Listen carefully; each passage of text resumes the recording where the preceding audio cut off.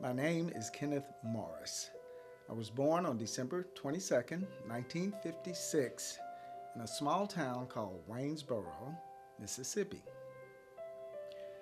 Now, my parents were Maree and Steve Morris Jr., both from southern Mississippi, and they both went to Jackson State College in Jackson, Mississippi. They eventually both went out of state because at that time, Mississippi would pay African American people to go out of state to get their degrees of higher education. So my father got his master's at Indiana University, and my mom got her master's in English and literature at Northwestern University in Illinois. They both were very, very high on education, of course, which influenced me and my brother a lot. And also, they both were very devout Christians. My father, who I'm very proud of, served in World War II on a frigate in the Pacific. His ship was actually hit by a kamikaze plane, which actually penetrated 3 decks deep into the ship. And though that was terrifying, my father always told me that what made him afraid most was the power of God himself, because and that came to him in the form of a tidal wave while they were on the ship that came at them, he said, like a wall of unbelievable height and power. And I could only imagine that. That being one of his experiences in war led him to come back and be, I think, fearless in the Deep South in Mississippi.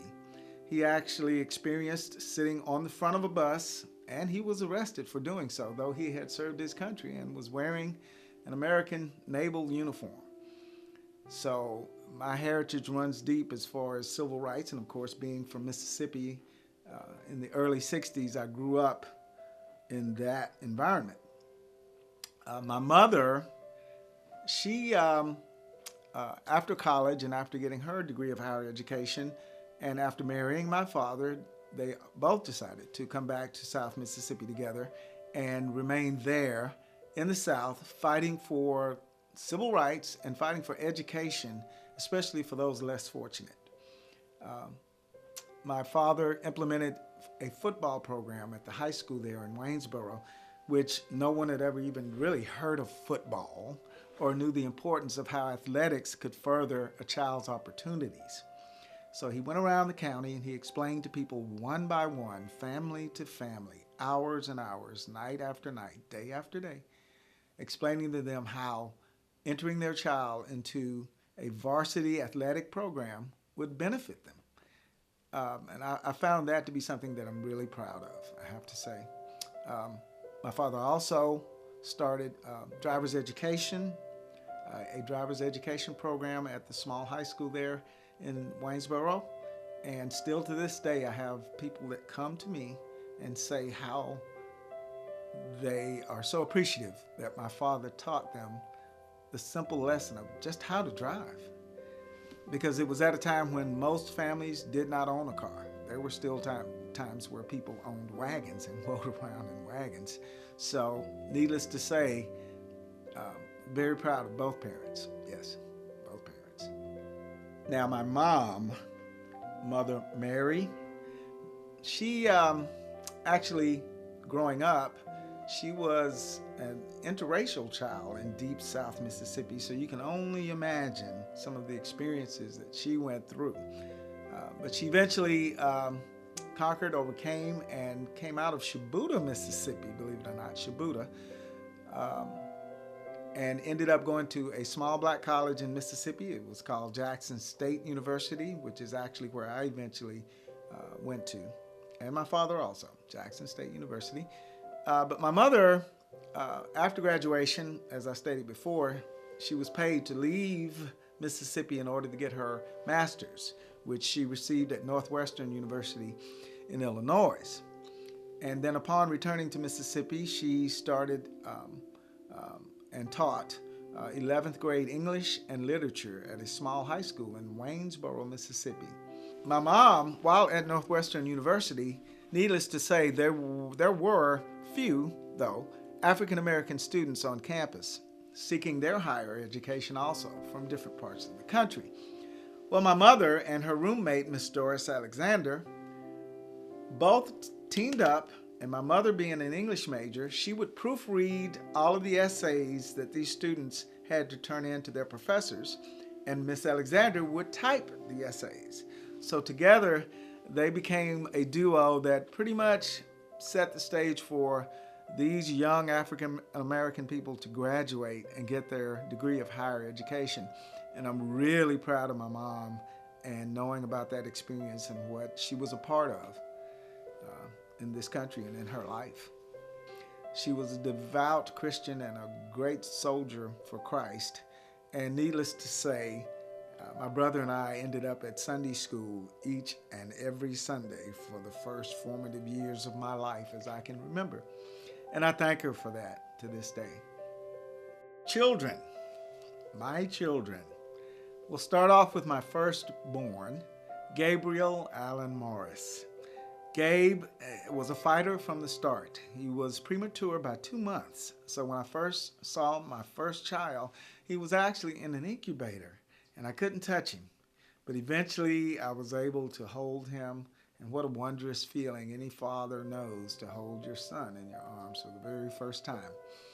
Gabe spent a lot of time in his baby seat next to me watching football when he was a baby. Needless to say, he grew up to be the #1 football player in high school in the state of Alabama and was recruited by Alabama State University. But what I'm most proud of about Gabe is that he is probably the best human being I've ever known. I mean, he is such a great person, and I'm very proud of him. Then came along something I had prayed for and dreamed about growing up as a kid in high school and all, as you think about where you want to go in life. I always wanted a little girl because I never had a sister. And God afforded me that by giving me the gift of Kristen Renee Morris. She was born in 1983, and the sweetest baby and child you ever want to meet. It's just such a beautiful person. She now lives just outside of D.C. and she works in the medical field. She kind of took after her uncle. Then in 1999 comes along this little blessing of a boy, a baby boy, and his name is Christopher Joseph Morris. Christopher, I'm so proud of him. Christopher is, first of all, he's a senior blue belt in Taekwondo. He is now 14, by the way. Senior blue belt in Taekwondo, the chaplain of his Boy Scout troop, and straight A student, and also is a fantastic dancer, which I had no idea he was until recently.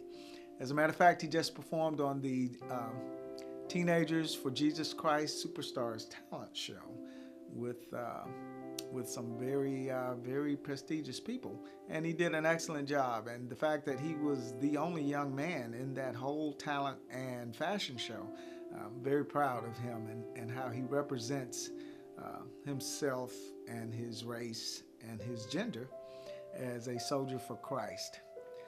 Also, my 2 daughters, by my now marriage to the love of my life, Brenda, my 2 daughters, Leah, who's 18 and just graduated high school, and Layla, who's 13, and she's at school right now as we speak.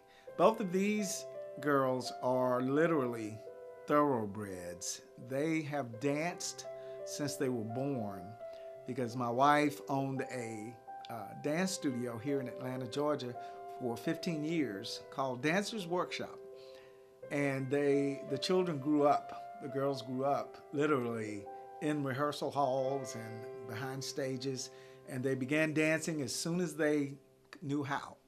And I've seen these girls go to school, come home, do homework, go to dance class 4 nights out of the week for hours, come home, eat, take a shower, get to bed, get up the next day, the next morning, and do it again over and over and over for years.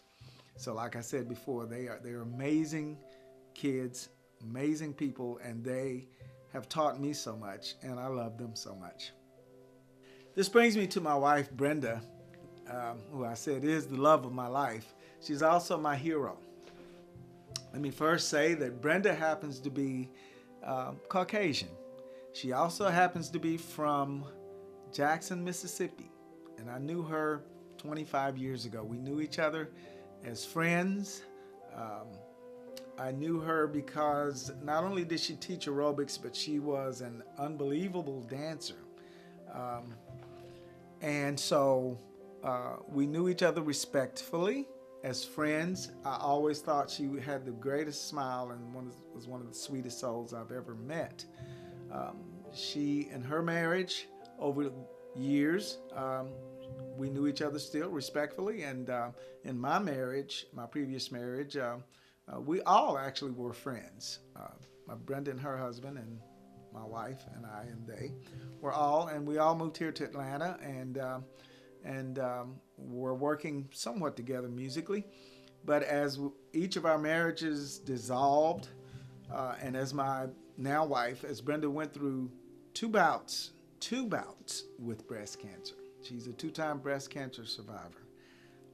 As she went through that, I supported her from a distance and very respectfully.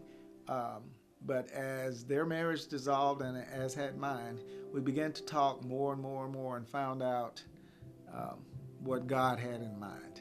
And He manifested her in my life as my wife. She covers every area of love that I'll ever need for the rest of my life. And I'm so proud to be a part of her life and to be the one that God saw fit as being instrumental in being there for her as she is there for me. So I actually spent the first part of my life growing up as a young colored boy at the time, colored or Negro boy, in small town Shubuta, Mississippi, named after the Shubuta Indians, at my grandparents' home, my mother's parents, Maree and Jim McDonald. And Shubuta, Mississippi, which was recently featured on CNN's Being Black in America, Shubuta, Mississippi was the first town in this whole country that they spoke of, simply because in Shubuta, it was notorious for something that we called the Hanging Bridge. It's been 70 years now since two African-American 14-year-olds, Ernest Green and Charles Lane, were abducted from the Clark County Jail in Quitman, Mississippi by an all-white vigilante mob that beat, mutilated, and hung their bodies from the notorious Hanging Bridge near Shubuta. Nearly everyone whom lives in Shubuta these days, or that is familiar with this small southern town, knows of the infamous Hanging Bridge. We lived probably maybe 3-4 miles from the Hanging Bridge, which was a bridge that was dilapidated and unfinished, so there was an end of it that was just, I guess, appropriate for someone to take, a person of color, and if they felt they had stepped out of line, they would hang them there. There were 2 young boys hung there long about the time I was born, so I grew up with those stories. And one African-American person was dragged up and down Main Street as an example of having spoken out of turn to a white person.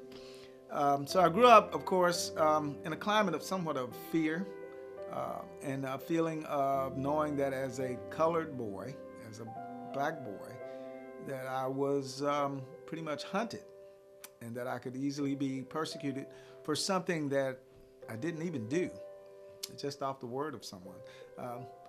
But, you know, that was the climate in this country at that time. My grandfather, Jim McDonald, if you looked at him, you would have thought you were looking at a white man.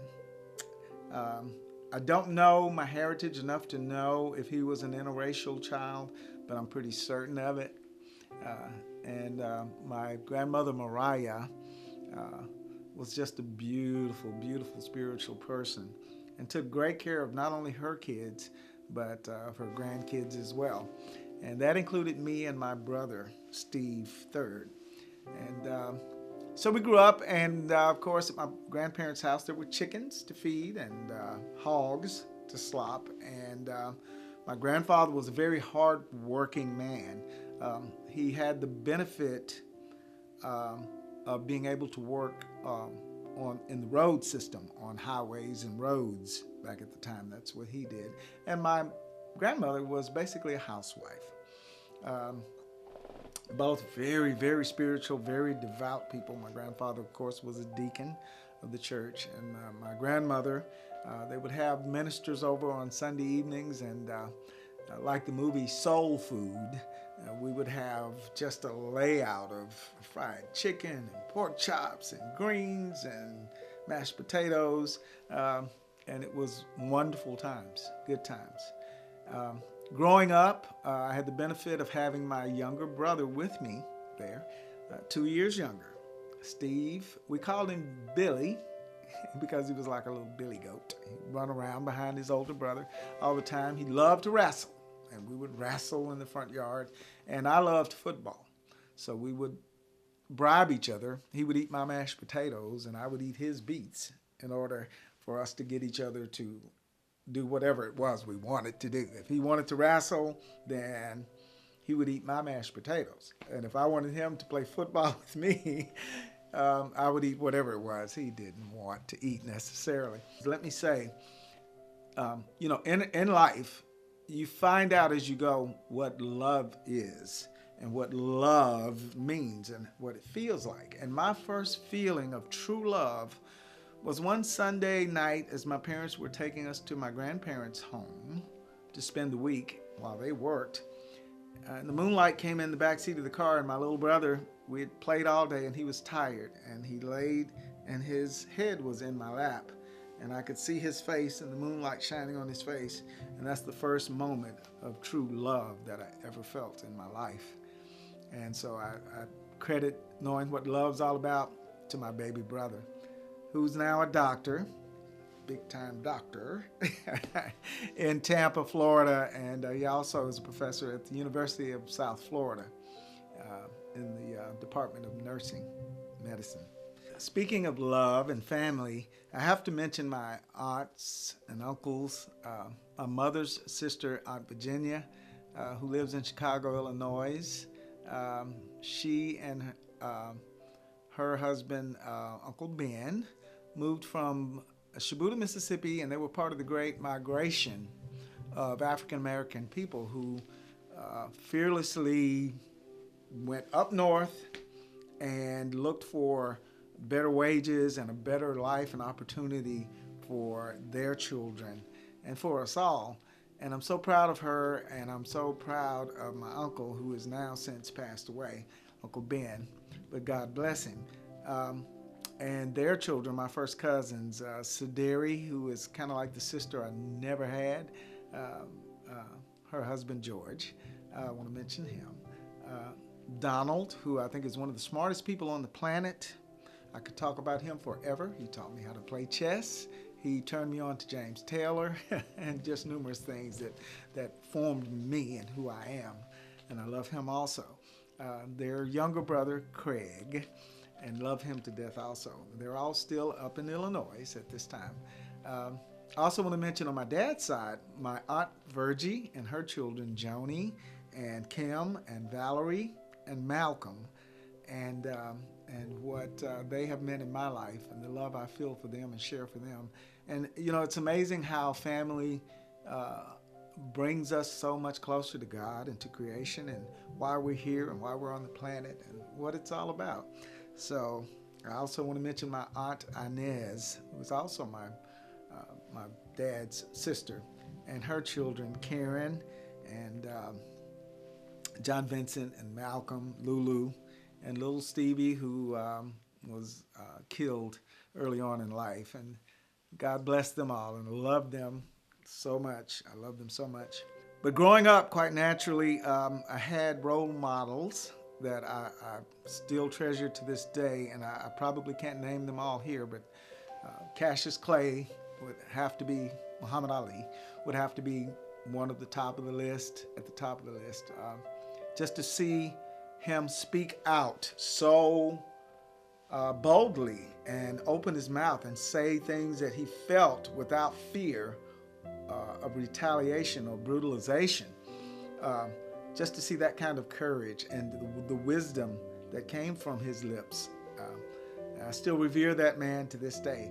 Of course, Martin Luther King, Malcolm X, women along the way, Maya Angelou, just so many that I can't mention. But I tell you what really sent me in the direction of my career path, which is music. I just happened one Sunday evening to be watching the Ed Sullivan Show, and I saw this little boy and his brothers singing and dancing like it was going out of style. And it was the Jackson 5. And just from where I was in Shibuya, Mississippi, it was like looking at another planet, actually. And it was amazing. And the level of talent was amazing, as the world soon found out. And the king of pop, Michael Jackson, became legendary in what he is today, and his brothers. But I also give credit to Elvis Presley and some others, Jose Feliciano, who is of Latin origin, who I found to be just tremendously talented. David Foster as a producer and songwriter, which is how I ended up becoming a producer and songwriter. I have found these people to be instrumental in forming my thoughts and attitudes and where I am in life. I could not talk about my life without mentioning the football legend Walter Payton, who, as a freshman in college, normally any college, especially being in the marching band, you end up initiated in some form or fashion. So being a freshman and being only 15 when I went to college, actually, I was terrified as we were in band camp that summer before my first freshman class even on campus, because all the upperclassmen would humiliate you, torture you, just terrorize you. So I am by myself after lunch in the middle of the day. The only people on campus are the band students and the football players. So I find myself on the elevator headed to my room for a break that day, and someone puts their hand in the door of the elevator, and it's Walter Payton. And Walter Payton comes on the elevator with me, and I'm thinking he's going to just be the meanest guy to me in the world, because I'm sure he saw I was terrified, shaking like a leaf. And what he did amazed me to this day. He asked me for my drumsticks, and he put his knee up on the wall and he started playing some. And he calmed me by telling me the story of how growing up in his small town in Mississippi, how he would take his football pads off at halftime, strap on a drum, and march and play in the little small marching band they had.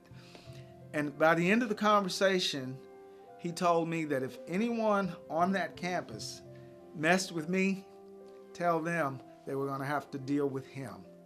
So to this day, I carry him in my heart and soul. I love him to death.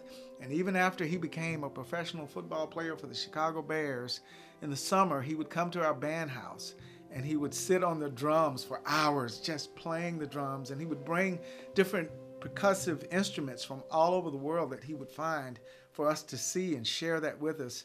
And I just couldn't do this life memoir or this documentary without mentioning my good friend Walter Payton.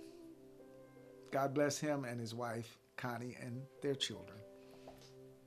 Now, talking about school, I went to a high school, in Laurel, Mississippi. It was called R.H. Watkins High School. We were the Tornadoes.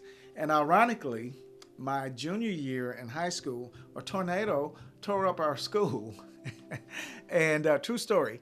And but my band director there, Mr. Carl Varnado, was just very instrumental in my life. He actually helped instruct me guitar and gave me instructions in some guitar, though I was mostly self-taught. I picked up the guitar when I was 12 years old. My brother laid his guitar down, and I picked it up, and there it was. I fell in love with the guitar. So Mr. Varner, though, was a step in helping me develop my talent on guitar. He also, being a percussion major, he had me in the marching band in Laurel. And when we integrated from Oak Park High School, which was the black high school, to Watkins High School, which was the school we ended up integrated in, R.H. Watkins, I became the first black band captain of the high school, which, so I guess I'm kind of in the history books in Laurel anyway. And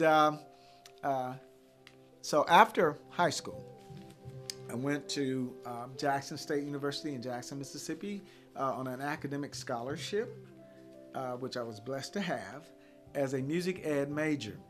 And there I met other music ed majors and young men from around Mississippi and different parts of the country. So these guys and I formulated a band that we called Wind Chimes. We were on the RCA label, ended up, and we would travel from Tokyo to Osaka to Seoul, Korea, and different places. We were able to tour over in Asia. Ended up touring in Canada some, Quebec City, Montreal. But I spent a lot of time and hours and learned a lot of music theory, studying a lot of material from groups like Earth, Wind, and Fire, the Commodores, and that kind of thing. And we achieved some pretty good success, I would have to say. These young men, of course, are my brothers and still in my life. At this point, we talk and collaborate and do a lot of things together. And I could talk about these guys forever. I love them to death. So, as God would have it, currently I'm living here in Atlanta, Georgia, and I go by the name professionally as Kenny Maree. So you can go to www.kennymaree.com and check out the website. I am a smooth jazz guitarist, as well as a songwriter and producer. And I work with some wonderful people that God has brought into my life. And also, as the mother-parent company, my wife and I own what's called Brecken Entertainment Group, Brecken LLC Corporation. Brecken, B-R-E for Brenda, and K-E-N, Ken, Brecken.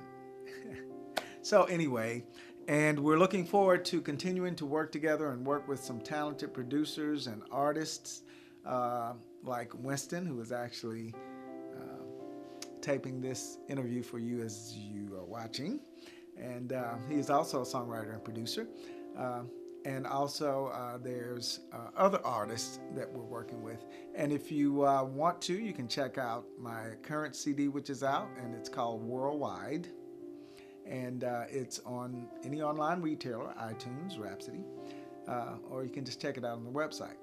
Or if you happen to be in Atlanta, Georgia, you can stop off. I perform 5 nights out of the week, and you can always go online to my Facebook page or to the website, and you can pretty much find out where I am. And I want to thank you all for watching, and thank you for listening, and God bless you in your life. We'll see you soon. Take care.